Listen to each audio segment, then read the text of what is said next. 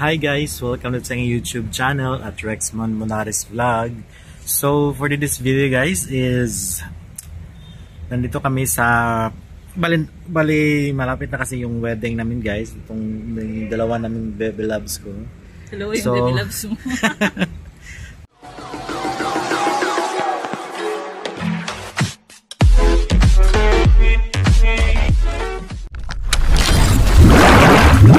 So, yun na nga guys is nag-start na kami alam mo na yun na mag-inquire sa nalalapit na kasal naming dalawa.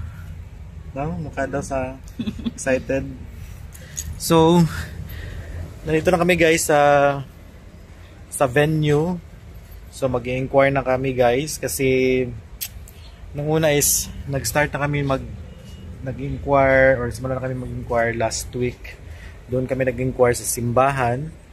So nag-inquire kami sa yung anong process, so anong gagawin namin. So sabi ng nag-assist sa amin sa simbahan doon kung saan kami ikakasal sa Davao rin guys. St. Francis Church.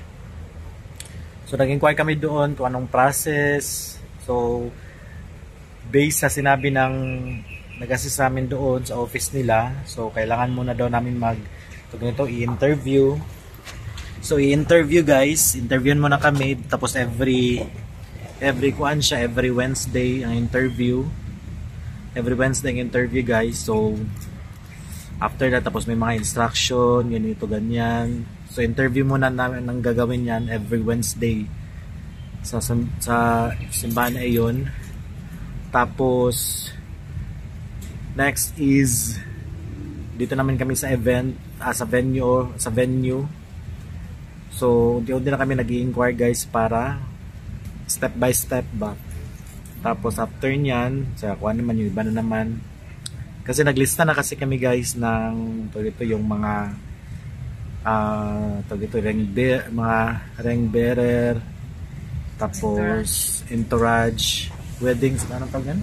Sa mga wedding entourage. Naglista-lista na kami guys anong sinong gagawin naming ninang at ninong, tapos sinong gagawin naming ring bearer, tapos flower girl. So naglista na kami last week. So ngayon kuha na din kami search ng venue. So titignan namin guys yung venue.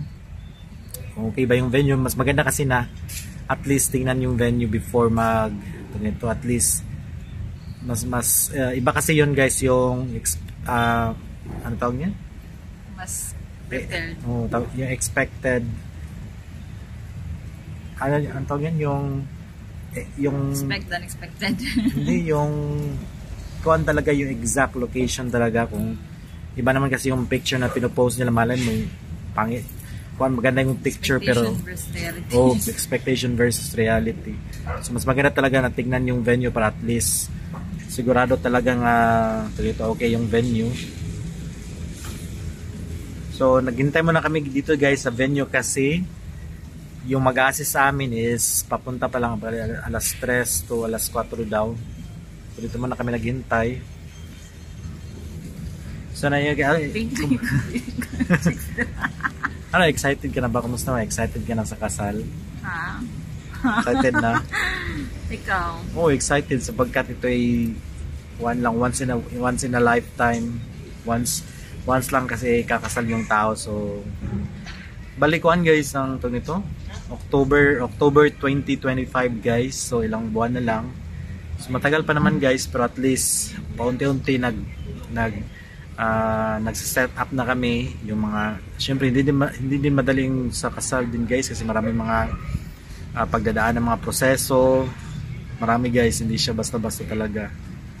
So ngayon ang gagawin namin is mag-interview sa church, tapos sa niyan mga mga papeles, tapos kasi taas-taas kasi ng proseso guys.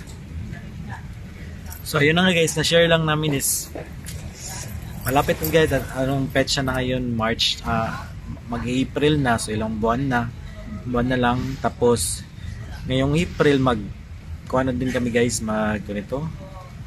Mag-aalaga din kami ng baboy para at least hindi siya masyadong tawag nito, yung sobrang gastos kasi at least mas maganda kasi yung mag-aalaga talaga ng sariling bahay compared sa yung bibili talaga ng baboy mismo on the day.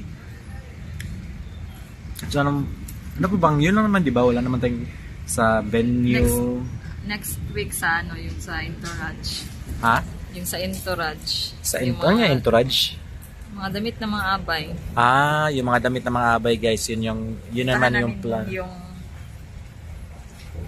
Okay ba?